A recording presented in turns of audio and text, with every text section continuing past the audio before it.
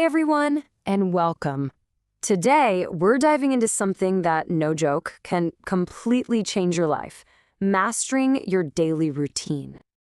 You know that feeling, don't you? The alarm goes off, your feet hit the floor, and bam, you're already playing catch up. By the time evening rolls around, you're just wiped out. And that giant to-do list? Yeah, it's barely been touched. If this sounds even a little bit familiar, then you are definitely in the right place. So let's kick things off with the big question. Why should we even bother with a routine? I get it. The word routine can sound, well, kind of boring, right? Super restrictive. But here's the thing, and it's a huge mindset shift. A good routine isn't a prison. It's actually the key that unlocks freedom and a sense of calm control. And this slide right here really just sums it all up. We basically face this choice every single day. Over on one side, you've got the chaotic day. This is where you're just reacting to everything, constantly putting out fires, feeling stressed, and it leaves you completely drained. But on the other side, you've got the intentional day, where you're the one in the driver's seat. You're calm, you're productive, and most importantly, you feel in control. So how does a routine actually get us to that intentional place? Well, turns out our brains are hardwired to love predictability. A routine gives us consistency, and that alone dramatically lowers our stress and anxiety. It also fights something called decision fatigue. I mean, think about it. We make thousands of decisions a day. A routine automates all the small stuff so you can save your best brain power for the things that really matter. Plus, every little task you check off, that's a small win. And those small wins build on each other, creating this awesome momentum that keeps you going. All right, so how do we actually build one of these intentional days? Let's break it down into a really simple blueprint. We're going to focus on 3 essential building blocks: a solid morning, a focused workday, and a relaxing evening. Everything really starts in the morning. Seriously, the way you begin your day pretty much sets the tone for everything that follows.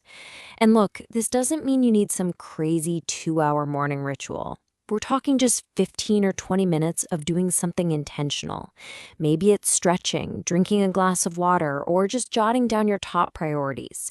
That alone can flip your entire day from reactive to proactive. And here is a piece of advice that is so simple, but it is an absolute game changer. The second you grab your phone, you are letting in a flood of everyone else's emergencies, their requests, their drama. You're starting your day on their terms. If you can just wait 30 minutes, you give yourself the space to decide what your day is going to be about first. Next up, the workday. For so many of us, this is just the Wild West of distractions, right? Emails are pinging, notifications are popping up, people are pulling you into meetings. It's all designed to just shred your focus. So you've got to have a strategy to protect your most important asset, which is your attention. So what's the strategy? Well, one of the absolute best is something called time blocking. It is exactly what it sounds like. You look at your calendar and you literally block out chunks of time for specific things. 9 to 9:30 is for emails. Then 9:30 to 11 is for deep, focused work on that big project. It's like putting up a do not disturb sign for your brain. And finally, we have the evening routine. Honestly, this is the secret weapon. A great day doesn't start when the alarm goes off in the morning. It starts the night before. Taking time to disconnect from screens, maybe read a book, or just write down a few thoughts, helps your brain power down. It leads to better sleep, which means you wake up with more energy and in a better mood. It's a total win-win. Okay, so we've got the why and the what, but now we get to the really juicy part, the how. How do we actually make this stuff stick? Because let's be real, starting a routine is one thing, but staying with it is a whole other ballgame. And it's all about being strategic and avoiding the common traps that trip everybody up. So what are those traps? Why do our best laid plans on a Sunday night just completely fall apart by Wednesday? Well, it usually comes down to just a few common and totally avoidable mistakes. The number one trap for sure is overpacking the schedule. We get super ambitious, right? We try to become a marathon runner, a gourmet chef, and a fluent Spanish speaker all in one week. And we just burn out. Another huge one is treating self-care, like exercise or just eating a real lunch, as if it's optional. It's not, it's the fuel. We also fail when we're way too rigid and forget that life is messy and you have to be able to adapt. And finally, and this is so important, we forget that a good life needs to have room for fun and connecting with people. This right here, this is maybe the most important mindset shift of all. What we're aiming for is a flexible framework, not a rigid structure. Think about it. A rigid structure is brittle. The moment life throws you a curveball, it just shatters, and you feel like a failure. But a flexible framework, that's more like bamboo. It bends, it adapts, it supports your goals and actually reduces stress because you've got a plan that can change with you. So let's bring this all home. I want to leave you with a super simple, totally empowering challenge because you don't have to completely overhaul your life overnight. The real secret here is to just start small and aim for a big win. Real, lasting change, it doesn't come from some massive, crazy effort that you can't sustain. It comes from the power of one, just one small, consistent new habit. That's it. So here's the challenge I have for you. It's super simple. Number 1, pick one tiny habit. I mean tiny. Maybe it's drinking a glass of water first thing, or doing 5 minutes of stretching, or writing down just one priority for the day. Step 2, do it tomorrow. Not Monday, not next week, tomorrow. And step 3, the easiest part. Just notice. Pay attention to the small ripple effect it creates. Because when you take control of your routine, you're doing so much more than just managing your time. You're consciously, intentionally creating your day. You're designing your life one small moment at a time. And when you do that, the only question left to ask is the most exciting one of all. What will you do with the day you just created? Have you ever had that feeling? You roll out of bed and before your feet even properly hit the floor, you feel like you're already behind schedule. Oh, absolutely. That feeling where you're sort of mentally spinning your wheels, maybe exhausted by lunchtime, but haven't really accomplished much of substance. Exactly. It feels like you're just reacting all day. That's it. It's the hallmark of a reactive life, not an intentional one. We sometimes call that, decision fatigue setting in before you've even had breakfast. Irk. And you get to Friday, completely drained, wondering where the week went, right? And why your to-do list looks almost the same. Precisely. Just busy work ticked off. Right. That constant feeling of playing catch-up.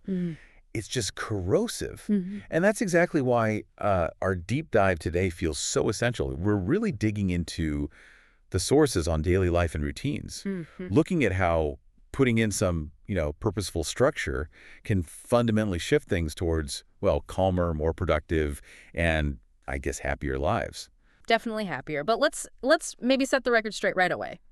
The goal here isn't about becoming some kind of productivity robot.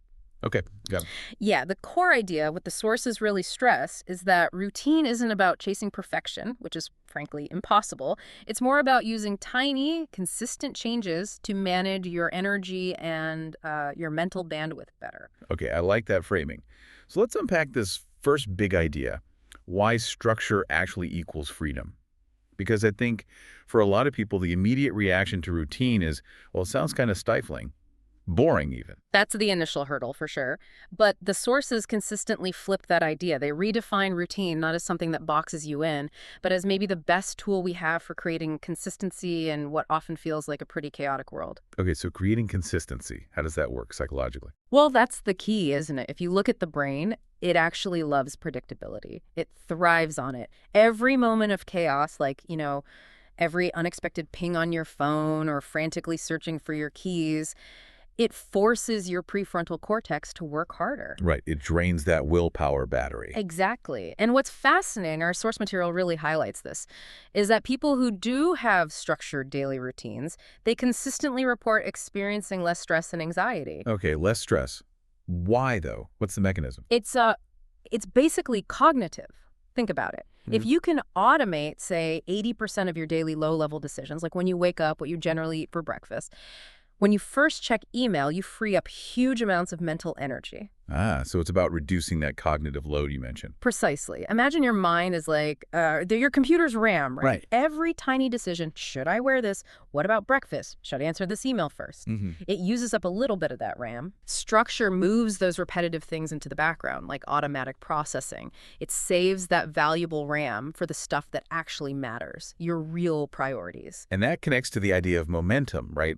Through small wins. It's not just about the big projects. Exactly. It's not just the big stuff. Simply checking off those small, predictable, routine tasks, making the bed, drinking that first glass of water, it gives you this little dopamine hit, a sense of control, of mastery. And that fuels you for the harder things later. It creates this positive feedback loop. Yeah. Which actually brings us neatly to what the sources call the foundational pillar, mastering the morning. The morning routine always feels like the make or break moment. It often is. The consensus really across the board in the sources is that the main goal of a morning routine isn't just to wake up, but to achieve this state of proactive calm. Proactive calm, I like that. Right. As opposed to instantly jumping into reactive chaos. Precisely. It's about building a little fortress, a buffer zone against all those external demands, emails, social media notifications, the news. Okay, so what does that look like in practice? What are some concrete examples? Well, a really good foundational morning might involve setting a specific wake-up time, maybe just 15 minutes earlier than you strictly need to, let's say 6:30 a.m. Okay, cool. And then maybe engaging in just 3 simple acts. First, hydrate glass of water. Second, move your body a bit, even just light stretching. And third, crucially, have some quiet time, maybe with coffee, to plan your top 3 priorities for the day. The top 3. I love that focus on triage. It's not about this massive, overwhelming list. It's deciding what really matters before the day kind of decides for you. Exactly. And the sources also mention things like a quick 5-minute walk outside if possible, or even just 10 minutes of mindfulness or meditation. These things seem small, but they dramatically improve focus later on. Sets a positive tone. It really does. Like that. But, if I had to pick the single most crucial, non-negotiable step from the sources, it's the rule. Avoid touching your phone for the first 30 minutes, seriously. 30 minutes. Wow. Okay, why so strict? Because the moment you check your phone, you instantly hand over your attention. You're reacting to everyone else's crisis, their complaint, their agenda. You have to establish your own agenda first. Okay, I get the logic, but let's push back a little.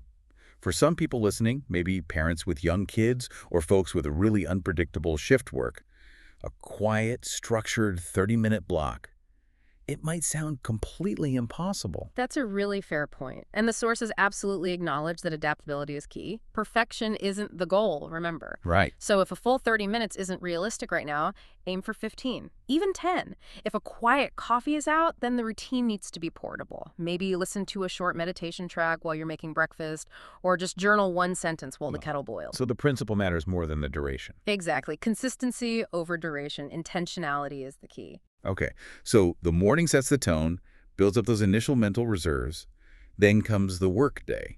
And this, I think, is where those reserves get seriously tested, often depleted. It's where most people really struggle, isn't it? Distractions, long hours, that afternoon slump. The workday definitely requires more, let's say, architectural solutions. You can't just muscle through on willpower alone. It runs out. The first big technique emphasized is time blocking. Right, scheduling specific tasks for specific times. Yes, but it's more than just listing tasks. It's about dedicating specific protected hours to specific activities, like emails from 9:00 to 9:30, deep focus work from 9:30 to 11:00, that kind of thing. Okay, time blocking sounds great in theory, but what happens when, reality hits? Your boss needs something urgently, a client calls with an emergency. How do you stop the block from becoming just another source of stress when it gets interrupted? Good question. The advice here is kind of twofold. First, you have to get better at estimating how long tasks actually take. Often we're way too optimistic, so if you think a task takes an hour, maybe block 90 minutes. Build in buffer. Okay, buffer time. Second, the sources suggest scheduling small buffer blocks within your day, maybe 30 minutes mid-morning and mid-afternoon, specifically for checking messages, handling urgent but brief things. This gives you controlled points to deal with interruptions, So you're not constantly reacting to every single notification chime. which is the ultimate focus killer. Yeah. Exactly. And the second really critical technique mentioned is the Pomodoro technique. Yeah, the 25 minutes on, 5 minutes off. I've heard of that. Right. But the real genius of Pomodoro isn't just the timing, it's the commitment to intensity during that 25 minutes. It taps into achieving a flow state. How so? Well, when you know you only have 25 minutes, you're psychologically pushed to cut out the shallow stuff, checking email, browsing, and focus purely on the deep work until that timer rings. The short break then acts like a mental reset, prevents burnout. Makes sense. Keeps you sharp. Now, if we're talking about managing energy through the workday, we have to address the meal myth, right? The sources seem pretty strong on this one. Oh, definitely. They really push back hard against skipping lunch or, just grabbing chips at your desk while scrolling through emails. Why is that so bad? Seems efficient sometimes. It's peak self-sabotage, basically. You're maxing out your cognitive load by multitasking, and you're starving your brain of fuel. The data's really clear. Skipping a proper break and decent fuel, it tanks your productivity in the afternoon. So that slump isn't inevitable. Not necessarily. A proper routine treats the lunch break, even if it's just 20 minutes genuinely away from your desk, as a necessary system reboot. It's not a luxury, it's essential for performance. Okay, got it. Fuel the brain. So if the morning sets the tone and the workday tests our focus, what about the evening? The sources suggest the evening routine is just as vital. Absolutely. It's often overlooked, but the evening routine basically determines the success of the next day. It's the critical handoff to your future self, if you like. That's an interesting way to put it. How does it connect biologically? There's a fun fact in there. Yeah, what's really fascinating is how a consistent, intentional evening routine directly helps regulate your body clock, your circadian rhythm. The sleep cycle. Exactly. And getting that right doesn't just mean better sleep quality, though that's huge. It actually improves your energy levels the next day, your mood, even physical health markers over time. Wow. So without that solid sleep foundation, even the best morning routine is kind of built on sand. It collapses. Yeah. So for winding down effectively, what specific actions do the sources recommend? What should we be doing? The main theme is disconnecting from stimulation, signaling to your body and brain that the day is ending. So things like journaling for maybe 10 minutes. You're kind of journaling. Specifically reflecting on maybe what went well, what could be adjusted for tomorrow. It's about processing. Also reading physical books, not screens. Gentle stretching. And the big one, powering down screens at least an hour before bed. Oof, that screen rule. That's tough for a lot of us, myself included.